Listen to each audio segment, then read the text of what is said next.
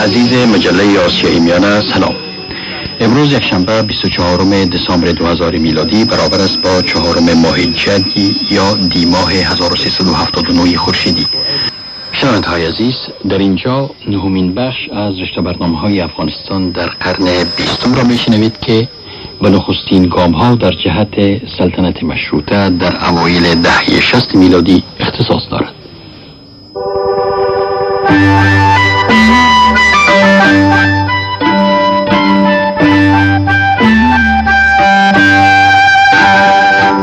افغانستان در قرن 20. برنامه‌ای از ظاهر تنین.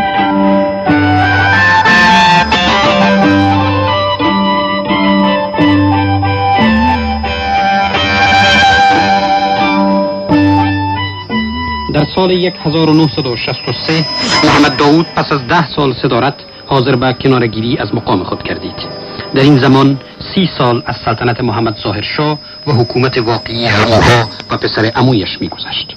استعفای محمد داوود برای پادشاه موقعیتی به وجود آورد تا برای اولین بار زمام امور را به دست خود گیرد و نوع نظام مشروطه را در کشور ایجاد کند.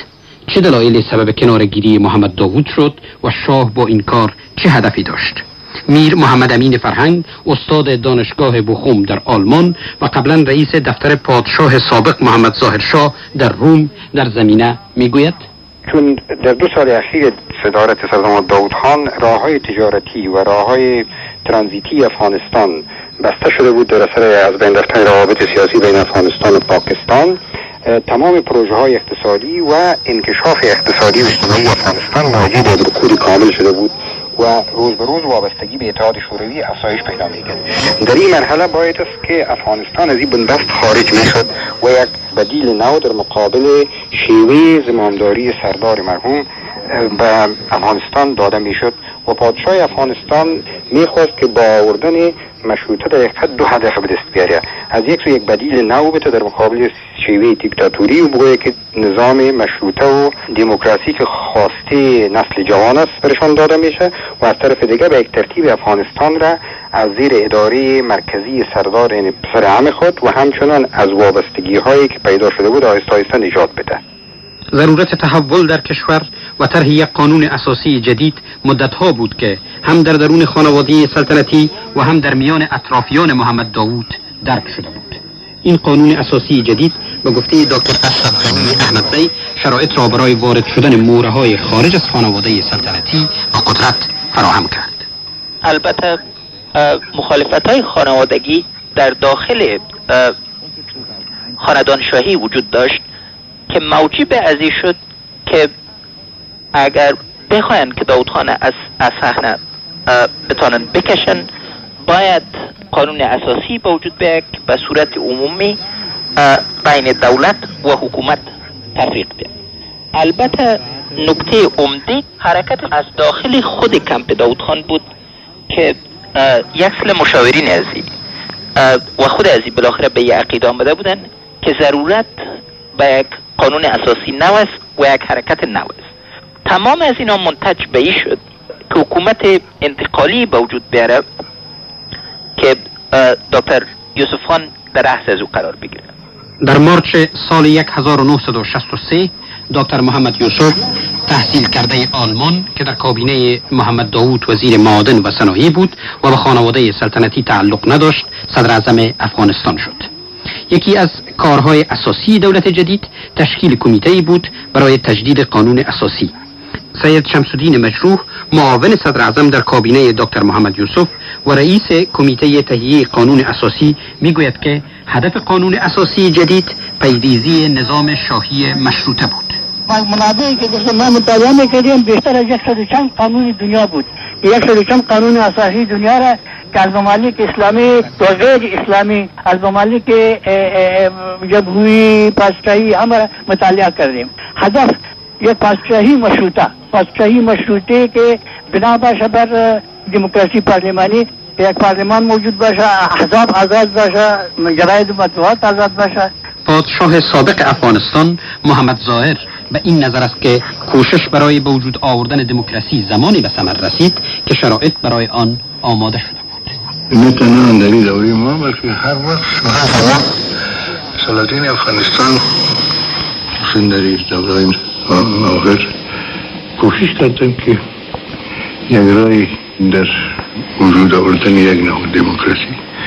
البته شرایط مملکت و شرایط روز اجازه نمیداد که تمام هوس‌ها و آرزوهایی که داشتن تا وقتی که زمانه مؤسس شد در دوره ما یک مقدار جوانای تحصیل یافته داخل کشور شدن و اینا دانستن که این آرزوها را پیش ببرن و این ترتیب قانون اساسی اول آغاز کردیم و در یک راه دموکراسی قرار گرفتیم که تفکیک راه سیگانه موجود آمد. خب کمش ما فکر میکنم برای افغانستان یک قدم نیک بود. بسیاری از آزادی ها و حقوقی که در قانون اساسی جدید پیش بینی شده بود با گفته سید قاسم رشتیا برای بسیاری از روشنفکران غیر منتظره بود. در ابتدای وقت بسیار فکر نمی کردن که ما به این اندازه آزادی ها را پیش بریم با قانون اساسی و آزادی ها را بتیم. چنانچه با خودمون برای مذاکره کردن با روشنفکران قندهار موظف شدم به قندهار رفتم. وقتی به اونا گفتم اونا باور نکردن سخن مرا و مجبور شدم که از کابل به یک نقل اموز فصول مختلف قانون اساسی که زیر چاپ بود مطبع و بخوایم به ذریعه طیاره و به اونا بسپارم. اونا اینقدر متعجب بودن که هیچ فکر نمی‌کردن که اینقدر آزادی ها گویا داده شده میتونه به این قانون اساسی. و از این سبب بود که بعد از اینکه کابینه دکتر یوسف خان تشکیل شد یک خوشبینی بسیار بی‌سابقه در محیط به وجود آمد، مخصوصا کارهای ابتدایی که عبارت از رهایی محبوسین سیاسی بود و تجدید روابط با پاکستان بود و تجدید نظر بر قانون اساسی بود. اینها مردم بسیار امیدوار ساخت.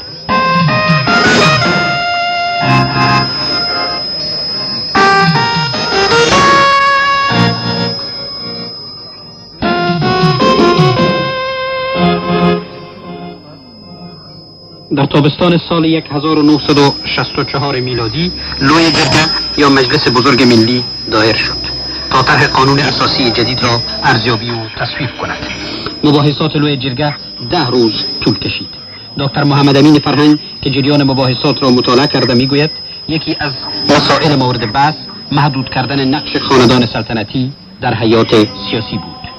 چند ماده بود که بسیار طرف توجه قرار گرفت. اول ماده 24 بود که مسئله خاندان سلطنتی را تعریف میکرد و حدود و قیودات در فعالیت‌های سیاسی اونا وارد مینمود. سرازی بسیار بحث صورت گرفت. یک تعداد محدودی از وکلات مخالف این ماده بودن و میگفتند که در تفکیک قوا معنای زیگله میده که اعضای خاندان سلطنت از سیاست کنار را بگیرن. اما لوی جرگه خودش یک اندازه قیودات در اخیر پس زیادتر ساخت. یک مسئله جنجال برانگیز دیگر مسئله هویت ملی بود. پیشنهاد از طرف دکتر عبدالواحد سرابی صورت گرفت که دکتر عبدالواحد سرابی گفت که باید از کلمه افغان یک دفعه در سطح قانون اساسی معرفی شود و بلافاصله در این یک بحث بسیار جدی صورت گرفت که تقریبا در حدود 70-80 صفحه گزارشات لوی جرگه را احتوا میکنه.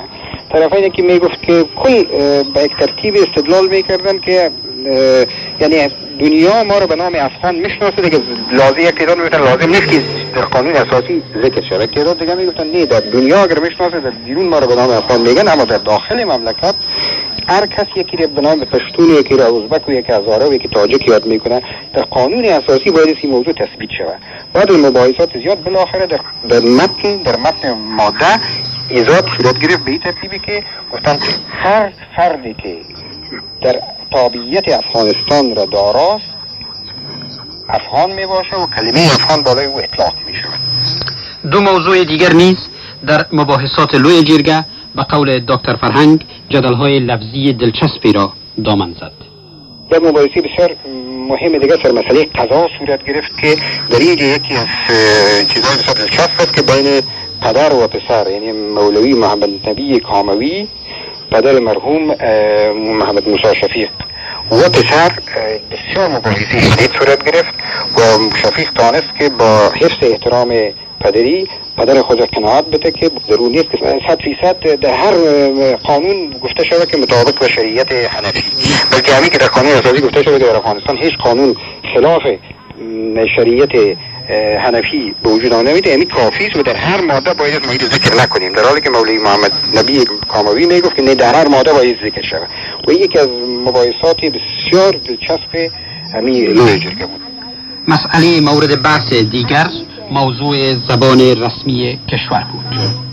در قسمت زبان بسیار مباحثات جدی صورت گرفت و این مخصوصا در بین یک تعداد محدود کسانی که در لوی جرگه بودند اونا میگفتند که رسمیت زبان پشتو مثل که در گذشته بود باید حفظ شود، در حالی که در مقابل استدلال این میشد که نه، زبانهای متعدد در افغانستان است، اما دو زبان بسیار عمده و اساسی است که یکی زبان دریس و یکی زبان پشتو و باید هر دو زبان رسمی کشور باشه. و بعض مباحثات زیاد بالاخره به پیشنهاد عبدالله خان داوی ماده‌ای تعدیل گردید که از جمله زبانهای افغانستان پشتو و دری زبانهای رسمی گفته میشود و این ترتیب به صورت غیر مستقیم موجودیت سایر السنه افغانستان هم به سبیل قانون اساسی این بهش گنجایش داره قبول شد از طرف لوی جرگه ولو که نام گرفته نشد.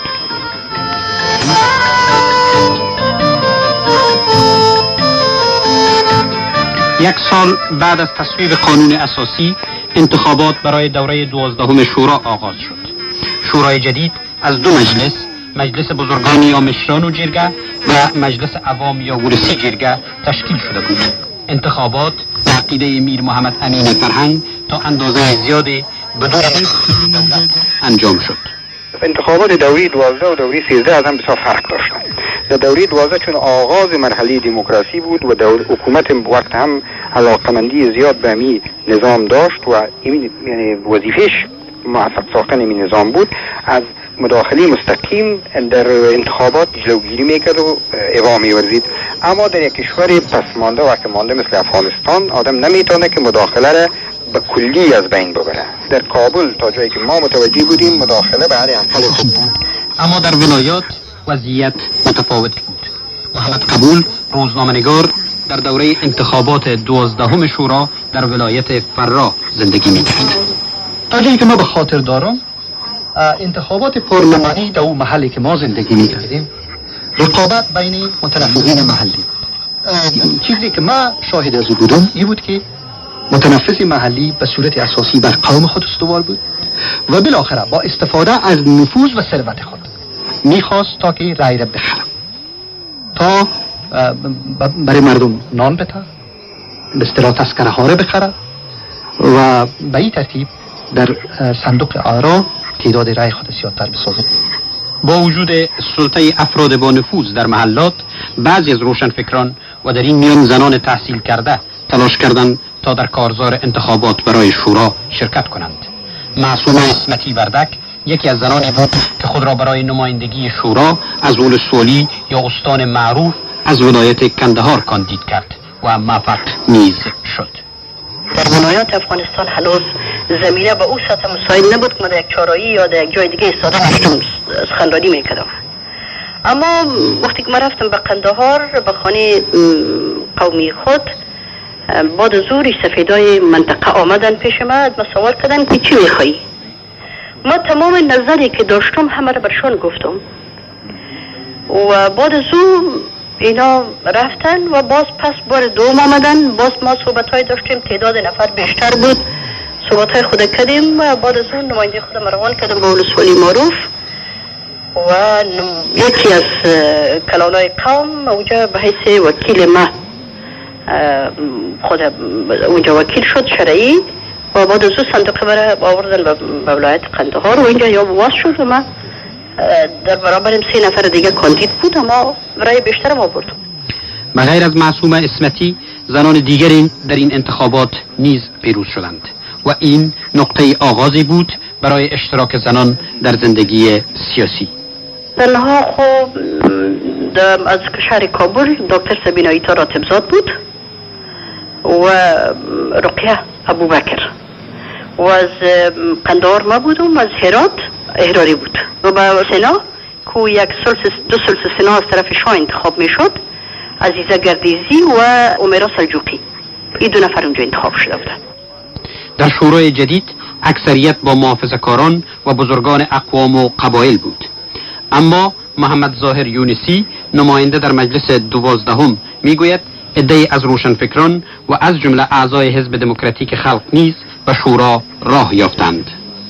وقتی که در اینجا آمدیم در شورا، هم در این شورا واقعا آزادی بیان بود و مسئولیت پارلمانی بود و متاسفانه که بخش اعظم وکلا که از محلات اطراف افغانستان بودن، اینها در یک تاریکی بودن، نمی‌فهمیدن که ما چی باید بکنیم و چطور از اطلاعات خود استفاده بکنیم و دولت چی میخواد. مجبور یک 2-3 روشنفکری که به صورت نمایشی از طرف دربار به خاطر آرایش دموکراسی نماینده در اونجا مثلا پسان که معلوم شد که مربوط به دموکراسی خلق بوده، اینمی بابر کارمند بود امروی دکتر عنایتا و فیضان که پسان از او جدا شد و کشتن و نور محمد نور، این پسان معلوم شد. اما در سابق مثلا دکتر فرزان بود، عبدالرحیم عاطف، اسماعیل مبلغ، میر صدیق فرهنگ، رمضان علی شریفی، یعنی چهره‌هایی بودن که هر گل پاشای الفت، مثلا عبدالهادی هدایت، مولانا ارشاد، اینا همه کسایی بودن که همیشان این ترقی خواه بودن، تحول طلب بودن، منتها به اندیشه های تند و کن.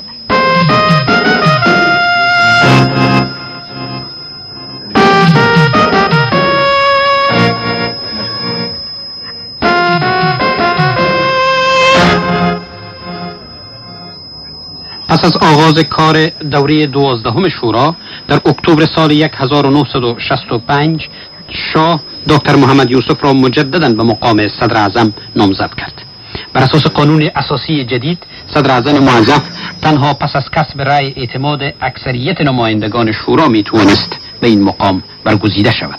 اما جریان انتخاب صدر اعظم جدید و کابینه او در شورا به تاریخ 25 اکتبر سال 1965 یا 3 اکرب سال 1344 با تصادم خونین میان نیروهای امنیتی و تظاهر کنندگان همراه شد.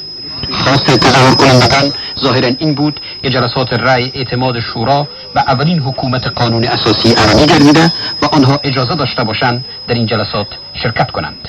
سید قاسم رشتیا ببرک کارمل و طرفداران او را مسئول حادثه 3 اکرب می داند. حادثه 3 اکرب کنم چیز اتفاقی نبود.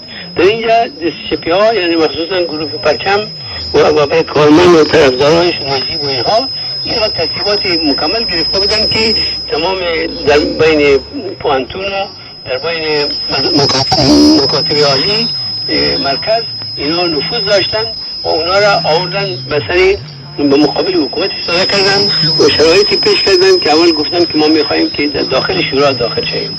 بعد از یک برشان گفتن در داخل شورا جای برای تمام ازی مردم نیست. بعد از یک گفتن که خیلی بیرون شورا می باشیم.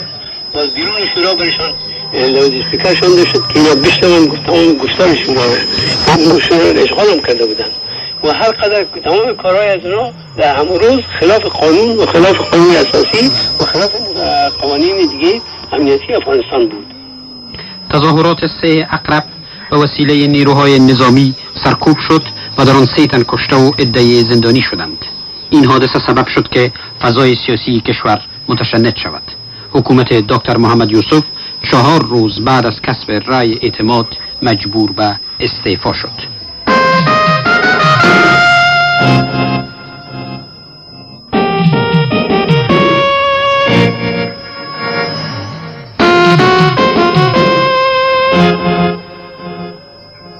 پس از استعفای دکتر محمد یوسف، شاه محمد هاشم میوندوال را که در کابینه قبلی وزیر مطبوعات بود به مقام صدارت توظیف کرد.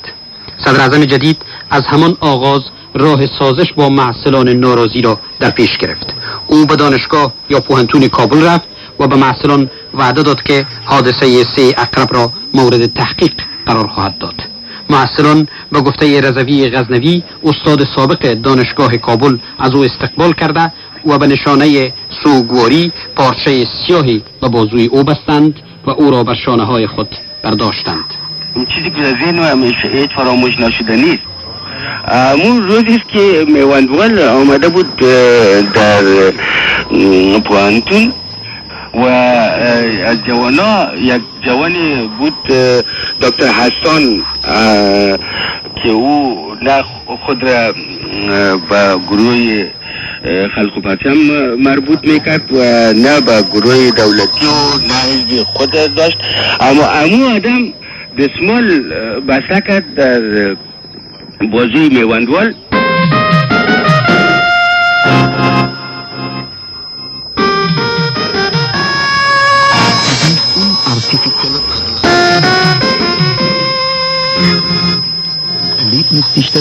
تلاش صدر اعظم جدید محمد هاشم میوندوال برای نزدیکی با جوانان مخالف رویه اپوزیسیون نوظهور نیمه علنی را تقویه کرده و بر توقعات آنها افزود، اما در عین حال ناتوانی حکومت جدید در تحقیق حادثه سوم عقب و مجازات عاملان آن بر فضای اعتماد میان حکومت جدید و جوانان تأثیر منفی به جا گذاشت.